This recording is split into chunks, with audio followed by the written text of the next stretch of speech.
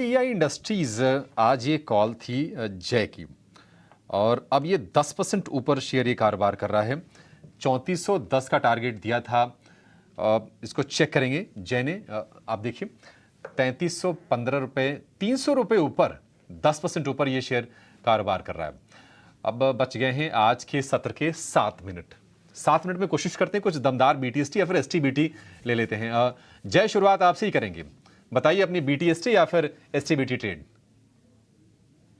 ये इंडस्ट्रीज था 3360 का हाथ का हाई जाके आया था after giving the call, and उसके बाद थोड़ा अभी नीचे लेवल पर आ गया वापस से। बट ओवरऑल मुझे लग रहा है कल के दिन में भी ये मूवमेंट कैरी ऑन हो सकता है। और जो दूसरा स्टॉक मैं जो देना चाहूंगा वो KIMS, जो हॉस्पिटल स्टॉक है, वहां से मुझे लग रहा है एक अच्छा मूवमेंट आ सकता है। आज के दिन में एज ए इंटरडे पर्सपेक्टिव से काफी अच्छा मूवमेंट आया ये स्टॉक। कंटिन्यूसली जो लेवल था ब्रेकआउट का अराउंड 2098 का आज के दिन के लेवल से अपसाइड दिखाया, और ये स्टॉक कंटिन्यूसली हायर लो की मोमेंटम में दिखा रहा है। सो सपोर्ट लेवल के पार जाके ये स्टॉक चल रहा है। मुझे लग रहा है ये स्टॉक में 2160 के लेवल आ सकते हैं कल के दिन में। सो BTST के लिए ये स्टॉक को डेफिनेटली ले सकते हैं और काफी अच्छा मोमेंटम ये स्टॉक में दिख सकता है। 2160, 2160, यानी कि यहाँ से करीब करीब 100 रुपये अभी और ये चल सकता है। आज लग रहा है कि जय को ना के लीटर से प्यार है। KEI, उसके बाद ये किम्स। बड़ी जी, कल रेलवे स्टॉक्स ने ना एक मौका दिया लोगों को। कई बार लोग होता है कि नहीं महंगा तो नहीं है, महंगा तो नहीं है, तो 10% सस्ता तो कल दिया। आज फिर से हम देख रहे हैं सुधार वाली प्रक्रिया में है। आपको लगता है कि कुछ कुछ जगहों पर वैल्यूएशंस अभी भी ठीक है या फिर थोड़ा सा सतर्क रहने की अभी भी जरूरत है? देखिए, अगर रेलवे कई महीनों से लगातार दौड़ लगा रहे हैं बुलेट ट्रेन की तरह अगर कहा जाए, तो कुछ ऐसे स्टॉक्स भी हैं जिसने पिछले महीने 50-50, 60-60% के रिटर्न दे दिए। वैल्यूएशन अपनी जगह में थोड़े से स्ट्रेच नजर आ रहे हैं अगर मौजूदा अर्निंग्स के साथ डिस्काउंट किया जाए तो। लेकिन ये बात अपनी जगह तय है कि नए प्रोजेक्ट्स आ रहे हैं, फिर वो चाहे रजिस्ट्रेशन मॉडर्नाइजेशन के हो, नए लॉन्चेस, नए रूट्स के लॉन्चेस के हो, वैगन्स के नए ऑर्डर्स आ रहे हैं। इस तरह के कई नई चीजें हो रही हैं जिससे आने वाले 2-3 साल तक इनकी वर्किंग लगता है कि अच्छी ही रहेगी। अब रहा वैल्यूएशन का सवाल और या अभी नहीं लेने का सवाल, तो मैं समझता हूँ कि इस वक्त अगर कहा जाए तो 2-3 स्टॉक ऐसे हैं जो अभी भी वैल्यूएशन में थोड़ा-सा कम्फर्ट दे रहे हैं। उसमें पहला टेक्सरेल का नाम रहेगा जो कि वैगन बनाती हुई कंपनी है, जो मुझे लगता है कि आगे आने वाले दिनों में बहुत अच्छा रिटर्न दे सकती है। मौजूदा स्तर से कम 15 से 20% का रिटर्न आगे आने वाले 6 से 9 महीने में दे सकती है। और दूसरी IRCTC का रहेगा। अगर IRCTC की बात की जाए तो चारों डिवीजन, फिर चाहे इनके रेल नीर के हो, केटरिंग के हो, टिकटिंग के हो या टूरिज्म के हो, चारों अच्छे चल रहे हैं। FY23 के इनके नंबर्स ऑल टाइम हाई पे आए थे। अभी जैसे वंदे भारत की बात हो रही थी, तेजस और वंदे भारत की जो नई रूट्स या नए स्लीपर कोचेस वगैरह जो आ रहे हैं, तो उसके इनसे बेनिफिशियल है। रिसीवेबल डेज इनके कम हो गए हैं।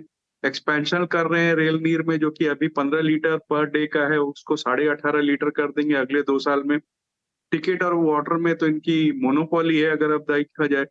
टूरिज्म पैकेजेस को पॉजिटिव रिस्पांस मिला है, ज़ोमैटो के साथ करार किया है, फुल कोच बुकिंग कह लीजिए, नॉन रेलवे केटरिंग की बात कर रहे हैं, डेट फ्री बैलेंस शीट है। और सबसे अच्छी बात है कि जो पूरे रेलवे शहरों ने दौड़ लगाई, वहाँ अभी इसने अभी स्पीड पकड़नी बाकी है। छोटी अवधि की बात की जाए तो 1020, 1030 के टारगेट हो सकते हैं, लेकिन मैं कहूँगा इसे थोड़ी-सी लंबी अवधि के लिए रखा जाए और 1200 के ऊपर के टारगेट हो सकते हैं।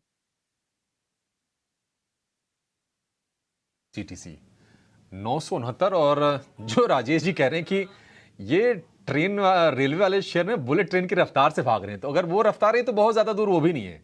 969 पर तो शेयर ये ट्रेड कर ही रहा है।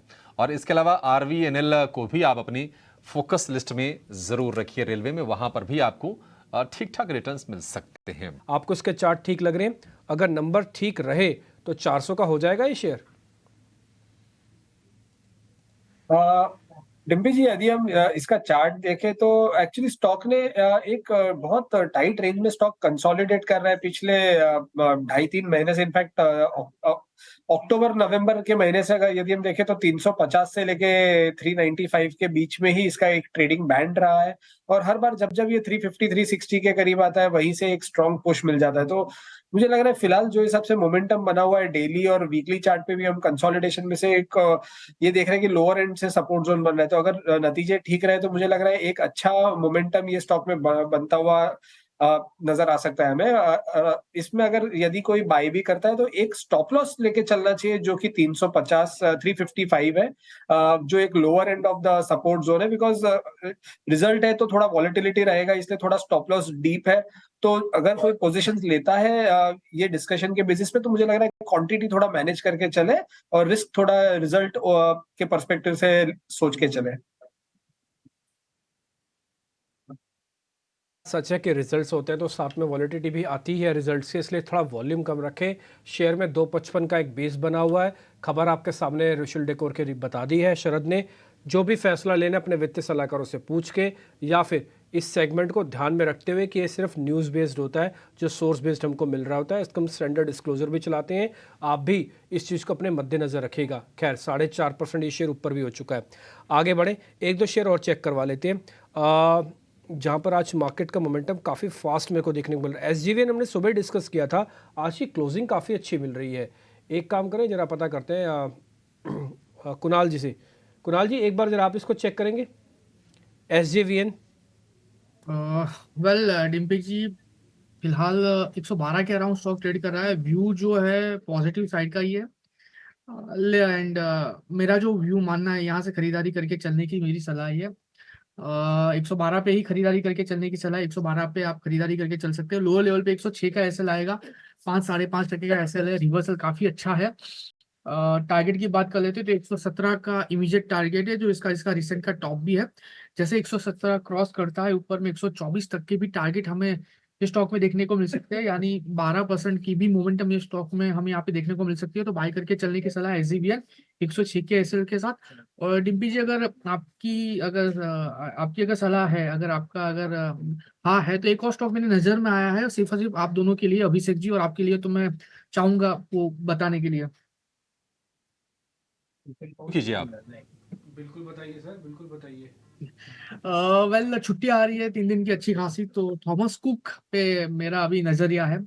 अभी फिलहाल स्टॉक 166 के अराउंड ट्रेड कर रहा है और ब्रेकआउट भी है स्टॉक में। लग रहा है कि कल के ही दिन में अच्छी खासी मोमेंटम ये स्टॉक में हमें देखने को मिल सकती है। खरीदारी करके चलने की सलाह है। 159 का एसएल हम यहाँ पे मेंटेन करके चलेंगे।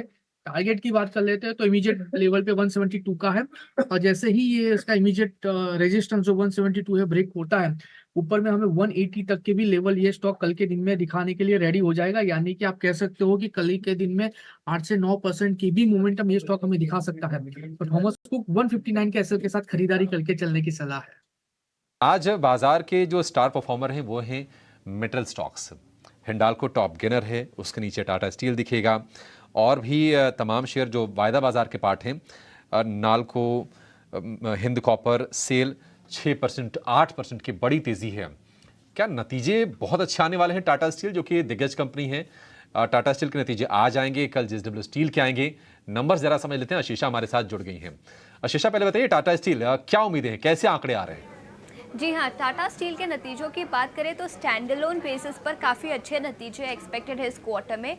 यूरोपियन सब्सिडरी जो कंपनी की है उसमें पिछले कई क्वार्टर से कंपनी लॉस रिपोर्ट कर रही है, और इस क्वार्टर में भी लॉस बढ़ता हुआ नजर आ सकता है। आंकड़ों की बात करें तो कंसोलिडेटेड रेवेन्यूज़ करीब 56,850 और करोड़ के आसपास एक्सपेक्टेड है। सिक्वेंशियल बेसिस पर 2% का ग्रोथ देखने को मिलेगा। मार्जिन्स की बात करें तो 8.5% पे मार्जिन्स आ सकते हैं। सीक्वेंशियल बेसिस पर 80 to 90 बेसिस पॉइंट्स का मार्जिन एक्सपेंशन एक्सपेक्टेड है। इंडियन परफॉर्मेंस की बात करें तो स्टील प्राइसेस थोड़े से बढ़े थे, जिसके चलते रियलाइजेशंस में 2 से 3% का अपमूव दिखेगा। इसके साथ ही साथ एबिटा पर टन की बात करें तो यहाँ पर भी 5% का ग्रोथ देखने को मिलेगा सीक्वेंशियल बेसिस पर।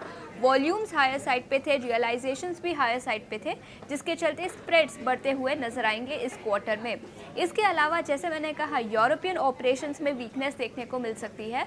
यूरोप एबिटा पर टन -185 से -$195 पर टन के आसपास आ सकता है।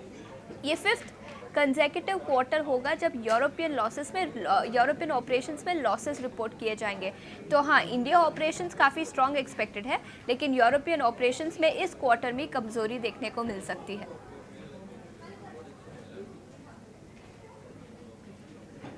टाटा स्टील से अच्छे नतीजों की उम्मीद है। आशीषा, चूंकि आप जुड़ी हैं तो लगे हाथ ये भी बता दीजिए, जेएसडब्ल्यू स्टील, इसके नंबर्स कैसे आएंगे? लेकिन muted set of numbers expected है यहाँ पर। वॉल्यूम ग्रोथ सबड्यूड होगा इस क्वार्टर में, रियलाइजेशन ग्रोथ भी म्यूटेड था और हायर कॉस्ट ऑफ प्रोडक्शन के चलते जेएसडब्ल्यू स्टील के नंबर्स म्यूटेड एक्सपेक्टेड है इस क्वार्टर में। आंकड़ों की बात करें तो 42,500 करोड़ के आसपास एक्सपेक्टेड है, जो 5% का रेवेन्यू डिक्लाइन होगा सिक्वेंशियल बेसिस पर, और मार्जिन्स भी कॉन्ट्रैक्ट होते हुए नजर आएंगे इस क्वार्टर में जेएसडब्ल्यू स्टील के लिए। वॉल्यूम्स की बात करें तो याद रखिए एक्सपोर्ट्स म्यूटेड साइड पे थे और ज़्यादा इंपोर्ट हो रहा है, जिसके चलते डोमेस्टिक सेल्स भी जेएसडब्ल्यू स्टील के काफ़ी म्यूटेड रह सकते हैं इस क्वार्टर में। रियलाइजेशंस में मार्जिनल 1% का ग्रोथ देखने को मिलेगा, लेकिन एबिटा पर टन में सॉलिड 12% का डिक्लाइन देखने को मिलेगा सीक्वेंशियल बेसिस पर।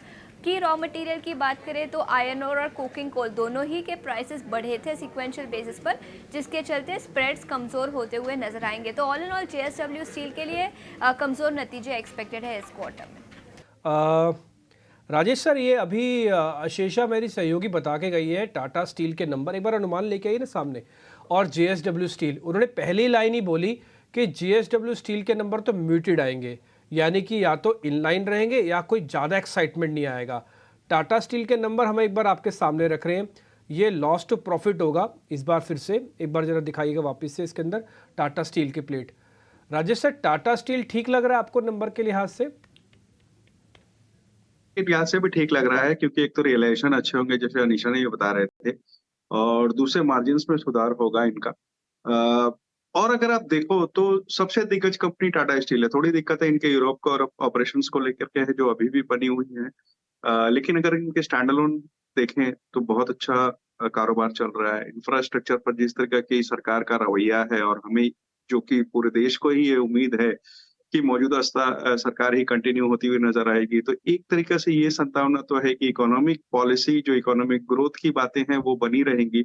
और अगर इंफ्रास्ट्रक्चर, रियलिटी, ये सब की ग्रोथ होती है तो जाहिर सी बात है कि स्टील कंपनियों का उसमें एक बहुत बड़ा योगदान रहेगा और इनके मुनाफे में प्रभाव पड़ेगा। तो मुझे लगता है कि Tata steel, Jindal steel and power, ऐसी कुछ एक कंपनियां हैं लार्ज कैप में जहां ध्यान रखा जा सकता है, या मिड कैप, स्मॉल कैप की बात की जाए तो श्याम मेटालिक्स एक ऐसी कंपनी है जो अगर आप देखा जाए तो उनके खुद के पावर होने के कारण उनके पावर के कॉस्ट कम पड़ते हैं, डीआई वगैरह में एंटर कर रही है, डेट फ्री कंपनी है। तो मुझे लगता है ये कुछ कंपनियां हैं जहां नजर रखी जा सकती है।